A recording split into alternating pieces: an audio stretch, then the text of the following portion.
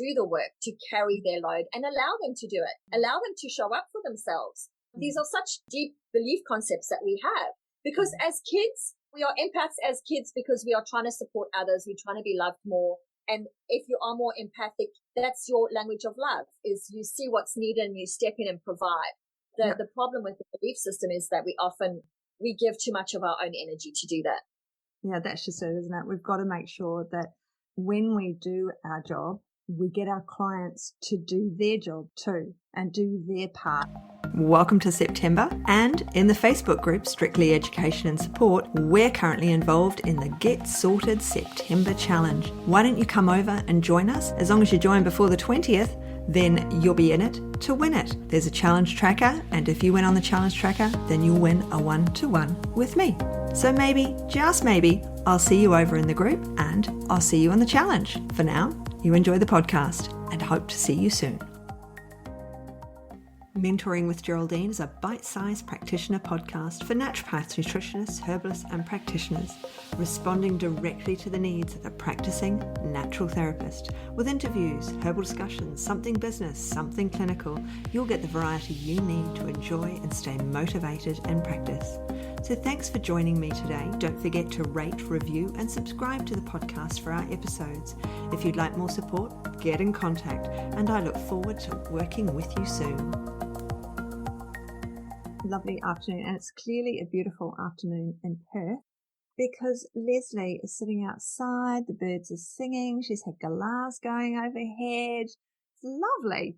So drizzly and horrible and cold in Adelaide, but anyway, we can only dream of sunshine. So Lesley, introduce yourself. Tell everybody, what do you do? I mean, you're a naturopath. I've known you for 5 years now, something like that probably. But you do lots of other things as well. And so tell us about what you're doing and what you do. Yeah, so I'm a naturopath and a herbalist, but I also run something called Journey Drum Meditation. And I have been doing this for a very, very, very long time. And it all started because of my intuitive gifts. I'm really intuitive, and I was seeing things about people, and I used to get messages and feelings and intuitions. And so I always looked for a teacher who could explain it to me, and I could never find one. So I gathered so much information where I eventually got to the point where I could start explaining what I wanted to know. And I found the more you empower yourself in your life and the more you understand yourself, the more you heal. Most of my students, which has been really surprising to me, is they say it's healed their trauma, which has been surprising because we've never directly spoken about it. And what I found as well is I've become a master at symbolism. It's like dream interpretation. It's like conscious dreaming in a way. So mostly how my work works is that I take people on guided meditations into a landscape, and it really depends on what our intention is. And we have a look at that landscape, and then we come back and we interpret it a little bit like dreams. And it gives you so much insight into what is going on in your life, what your energy is like, what your energy is bringing up, how you interact with others, where your path may even go, where you have come from, how that's influenced you. There's so many layers. And so I've developed courses around and kind of growing that. And it is amazing. I've done journeys with you, and I know who my spirit guides are, and I've done all the things. I'm not particularly woo, as I'm sure everybody will agree that with me. I'm quite clinically focused and clinically based, but I really feel supported when I do the visualizations and everything else with you. And today we thought we'd talk more around that aspect in our businesses, because you're combining your jobs, you're combining your modalities. And that is something that a lot of people struggle with when they come out into practice, is combining their past life with their current knowledge and making it one thing. And there's a lot of, how do I do that? So I was a nurse, so it was hard to bring it into, it was easy to bring it into naturopathy, but it was really hard to interpret and to get people to do what I needed them to do because of my nursing behaviours, the way I was trained to just tell people to do things and you assumed they did them and off they went. You never saw them again. So I trained as a coach because I needed to change the way I behaved and spoke to people.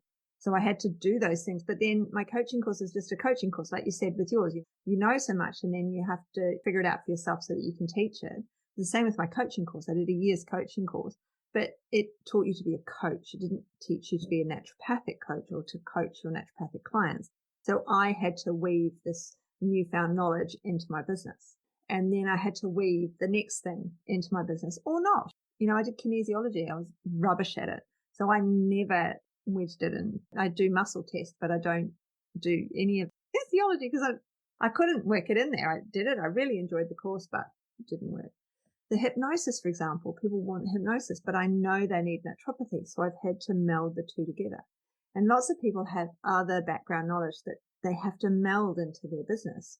And you have to figure out where your business is going. And so you've got a course coming up and you've got a workshop coming up, Journey to Success. And the workshop, very interestingly, starts on the 4th. And then on the 5th, we've got a challenge coming up in Strictly Education. So I was hoping to have the page ready for today, but I haven't finished it. So it'll be up later today, everyone, or tomorrow morning. But with Journey to Success, that's around business as well, isn't it? It's around making sure that you've got what you need. And so tell us more about your workshop and what's coming up on the 4th. I'm really excited to present this kind of a taster of my work, and it gives you the opportunity. And I know so many naturopaths, we work for ourselves, and there's not much, some of us work in shops or we work for bigger companies. There's so many different things and ways you can do naturopathy or herbalism or nutrition. And what's really useful, I've found with my journeying and my visualization and meditating on your business, is that I've been guiding a few of my students into their workplace or their business. And it's been really fascinating to see what has shown up for them. Just for instance, I had one work colleague and she really had this clash with a colleague at work, and they had a more senior position, and she couldn't figure out what the clash was. What was the energy going on? So we did a meditation around it, and it really became fascinating on her viewpoint of what a manager's role was and what she thought they were expecting of them. And just from kind of unraveling her symbols in the story. So sometimes we use animals. Every animal carries an element. So let's just say often I will get people to say, like, close your eyes, what animal are you? And they will go, I'm a giraffe, or I'm a mouse. And then I'm like, okay, think of the other person, close your eyes, what animal are they? They're a bird, or they're a fish. And then it kind of becomes fun when we start unpacking the symbolism of, like, how does a bird sees the world very differently to a giraffe or a mouse? They have different perspectives, different viewpoints. They value different things. And when I start to explain, if they've said their boss or colleague is like a bird, and I start explaining how birds view the world, how that compares to how they view the world, we have a real giggle. Because what is fun about that too is you let go that even though we're all human, we have different perspectives of the world. We see things differently. And so you can start to value that person's perspective and the way that they come to it. When we look at just journeying into your business, a fun thing, I kind of take you into a landscape, and what you get is unique to you, how you see the world. So we kind of unplug that and have a look at, how do you see the world? How do you experience it? And then we go in with an intention of, like, where is your business? What's going on, and what do you most want to focus on in your business right now? So just off the top of my head, say, for example, you see this little sapling tree in your journey, and you are really focused on the sapling tree. So not anything can come up in a person's journey. But let's just say, for instance, it's a sapling tree. Then we kind of figure out, well, what does that need? So your business is the sapling tree. What does it need? Does it need more water, which is emotional support and nourishment from are you giving it enough attention? Is it neglected? Is the soil depleted and dry? Is it getting the nutrients it needs? I mean, you could even see how we can journey a client's energy, or even get a client to have a look at their landscape as well. I do this now and again with clients too, where they will do visualizations with me, and I can, from just the symbolism, I know exactly what's going on in their life. So the fun thing about doing this meditation on your business is you will kind of see, where is your business going? What is fun when I do it for my own business, sometimes I see, sometimes the path is a bit harder before I get to my end goal, or how long is it going to be before I get to my end goal? I get a really good perception of that. Like, what obstacles will I have before I get to where I'm going? What else do I need to bring into my business landscape to support it, to give it the energy that it needs? What else do I need to bring into my energy to give me more energy and support so that I can achieve my goals? I'm sure this is painting a whole picture for you as I'm talking. So we kind of look at the symbolism from that, and also to have a look at your energies. Are you tactile? Are you visionary? Are you auditory? Are you kinesthetic? And how to really understand your energy, because after all, our consciousness creates our reality. What you see is what you're going to get. And we all know that if we have a low energy day, we cannot be motivated to do Facebook posts or talk about anything or be stuffed to do anything. So we have to get back to ourselves and nourish ourselves first. Absolutely. with these visualizations on our business, we can then, you did it with a mentee and or with a colleague. And the point is we can do these with our clients as well. We can totally bring visualizations into our business. And I was doing visualizations before I trained in hypnosis. So I've been doing visualizations for quite a long time because I learned about them on the coaching course. They didn't fit in the way the coaching course suggested they should, but they fitted in to me because people would come and they're very stressed. And you have to get to the bottom of the stress, and they're trying to do all of the things. They're trying to parent the children, work full time, do all of the things. And so I found the visualizations were really, really good for them. So when do you put visualizations into practice, into your consults? Often I find for me it's useful, as you said, like a visualization, you can help a person plug into their body, notice where they're carrying their stress, how they breathe through it, where they're carrying it in their body. But when you kind of take that upper level and you use symbolism, you can also then start to see, is it just that person and the way that they see things, or is there somebody else, or is there other energies, or is it inherited from the family, or is it even before that, ancestral? When you look at different cultures, they have such specific belief systems. So in the visualization that I do, you start to learn the language of symbols. And so you can really see the layers of that. I mean, even when I get a client to do a visualization, sometimes it's so clear that their gut is out of balance because I start to see the nutrients in their journey or the elements that they're lacking. So it's really, really fascinating. I'm kind of teaching you a language of symbolism that you can use with visualization and to just help a client step out of where they're going. I mean, like some cultures, they will go, I've got a stomach ache, where they're actually really stressed and you wouldn't know it. And some people are so like clamped closed because they're so self-protective of their energy. It's like, how can you get them just to relax? And sometimes I can do it in the simplest thing, like just visualizing someone to hold a rose and to just like, how heavy is that rose? What color is that rose? How big or small is it? Does it have petals? Can you feel the prickles of the stem? And you notice how you start engaging the person's senses. And then when I tell them to like recall that back to me, I can interpret the rose, its openness, its color, if they're tactile. I can interpret all those symbols as well about what's going on in that person's life, just from that image of a rose in their hand and how they're experiencing it. Does that make sense? Yeah. And you teach that as well. So it's not like you're just doing it, you teach it as well. So, I mean, what's great about having other modalities? I mean, a lot of people just want to be, that's all I want to be. I'm going to quit my job and I'm just going to be a naturopath. And I think we have to remember, I've never suggested that people just be a naturopath or just, and when I say just, it's kind of like, I don't mean just as in a nothing. I mean just as in a single. Just doing the one thing. A lot of people are in denial about their incredible skills and gifts from their past jobs and their past who they are. And by taking those with them and or learning one or two things new, I was one of these people who would learn a new modality every year for years and years and years, and would always just fall back on that tropic thing and think, why did I learn kinesiology? But introducing things into our business that like visualization, it's really easy to introduce them as long as we know how to do them. As long as we understand that verbal, that how am I going to discuss the rose with the client?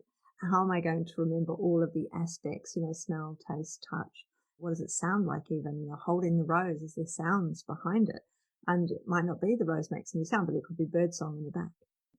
Knowing all of those things and asking those questions, and they come from what you were doing before you were a naturopath. Don't you find too, I mean, because you might have been drawn to kinesiology because you experienced it.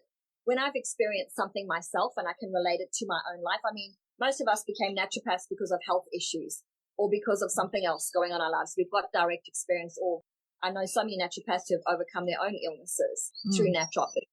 That's why I teach the way I do, because I'm very experiential. I need to experience something, and then if it works for me and it's so useful and it's a useful tool, then I want to share it with everybody else. It's really interesting when we think about bringing things into our business and expanding our business and making our business how we want it to be, because often our dreams don't align with the reality of what we're doing to reach that dream, because often we just hold ourselves back. And we've had lots of discussions about holding yourself back and not allowing yourself to take that next step, not giving yourself permission to take the next step and do the next thing. And instead, that word procrastination, there's a lot of, are we procrastinating or are we just actually avoiding procrastination is the word of overwhelm, I feel. And sometimes we just avoid things. And when we're avoiding and putting off, what is it? Who is it that's holding us back? And that's where visualization for ourselves, for our clients, working in that other space really supports what we're doing and how we do things as well, and our connections. So with your journey to success, so you've got this workshop on the 4th. How long is the workshop? What are you going to do? What's going to happen? So in the workshop, I'm actually going to do a pre-recording of the guided visualization. And when people sign up, they get the link and they've got a whole week to do the visualization. So what's useful about that is you can actually do it a few times, and then I will have questions at the end of that, and you just write down what you saw, felt, heard in your visualization. So you've got a week to do that. You can just do it once, or you can do it a few times.